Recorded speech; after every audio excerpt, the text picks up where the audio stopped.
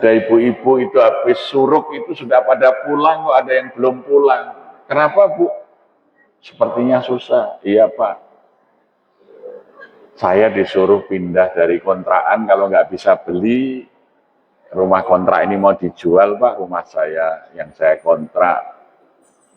Saya hanya punya uang 80 juta, harga rumahnya 480 juta. Saya mau coba pinjam ke bank atau koperasi kantor saya, nanti mengembalikannya di atas 600 juta.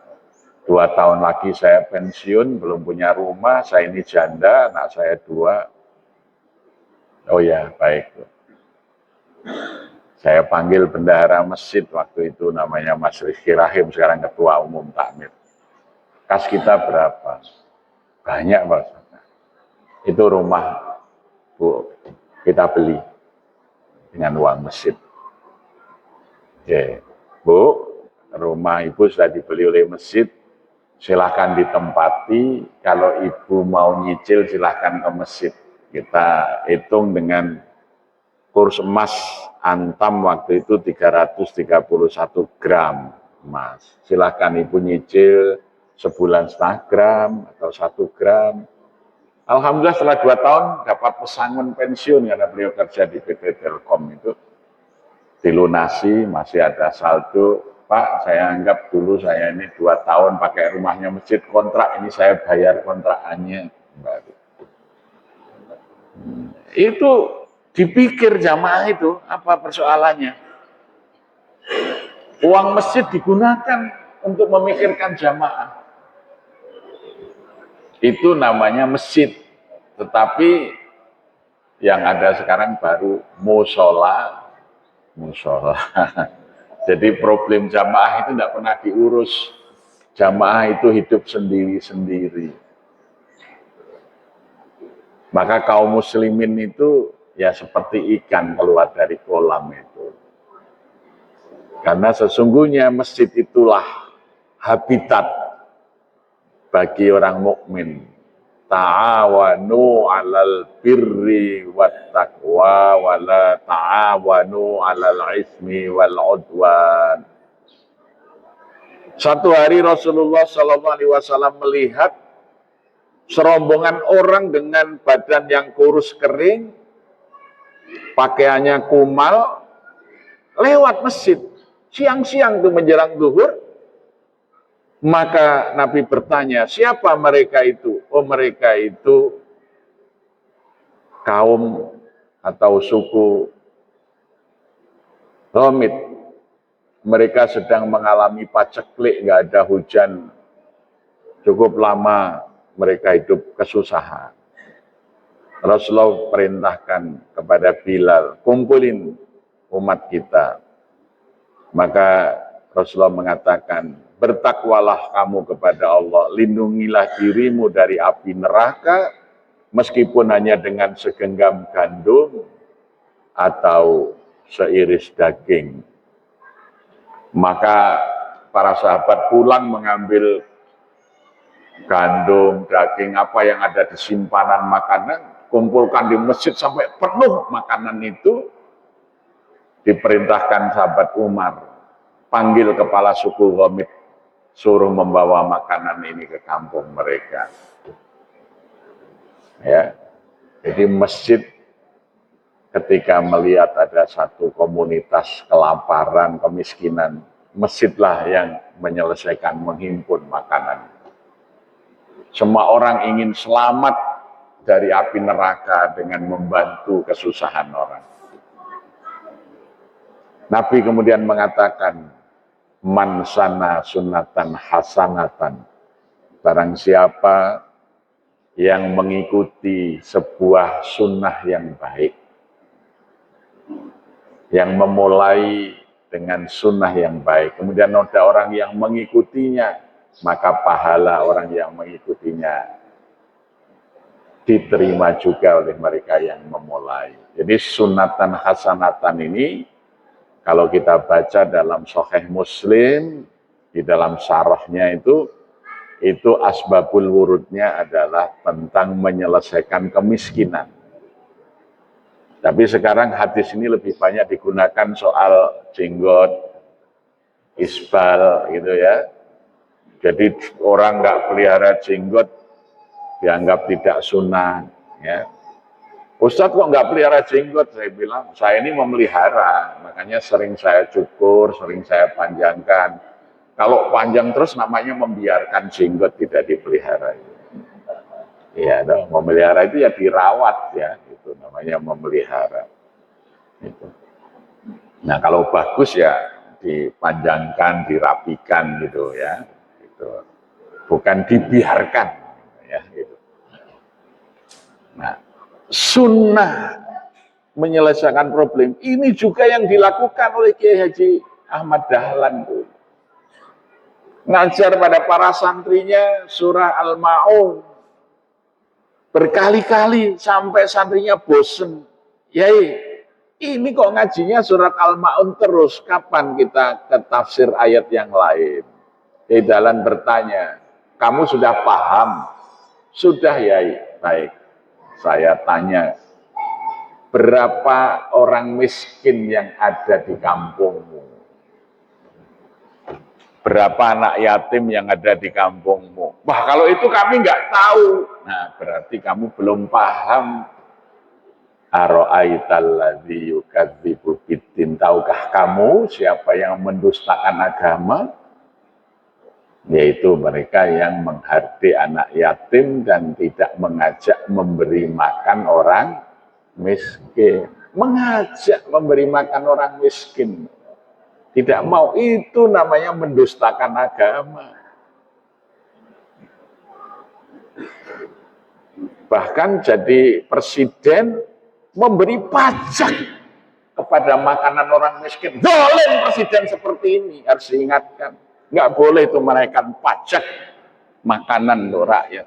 Apalagi rakyat miskin. Rakyat butuh pendidikan. Sarana pendidikan dipajaki PPN tinggi. Petani kita tanahnya dipajaki dengan PBB. Alat pertaniannya dibeli kena pajak PPN. Bibitnya kena pajak. Obat-obatan hamanya kena pajak. Transportasi kena pajak. Maka ketika panen itu pengeluarannya sudah terlalu banyak. Akhirnya sekarang ini petani kita ini nggak mau jadi petani karena nggak untung. Harga beras di Indonesia yang ditanam di tanah kita lebih mahal dari beras yang ditanam orang di Thailand sampai di pasar kita. Karena di Thailand tidak ada pajak bumi bangunan untuk sawah. Tidak ada pajak untuk bibit pertanian. Tidak ada pajak untuk pupuk. Tidak ada pajak untuk obat-obatan. Kendaraan transportasi petani gratis pajak. Ya, truk untuk ke sawah, traktor untuk ke sawah, kendaraan untuk. Baru nanti kalau sudah jelas panen, menjual hasilnya baru dikenai pajak. Kalau petani Indonesia ini panen atau tidak panen harus bayar pajak. Zalim pemerintah seperti ini, zalim. Nggak boleh menyengsarakan rakyat, itu nggak boleh. Makanya akhirnya sawahnya, tambaknya dijual.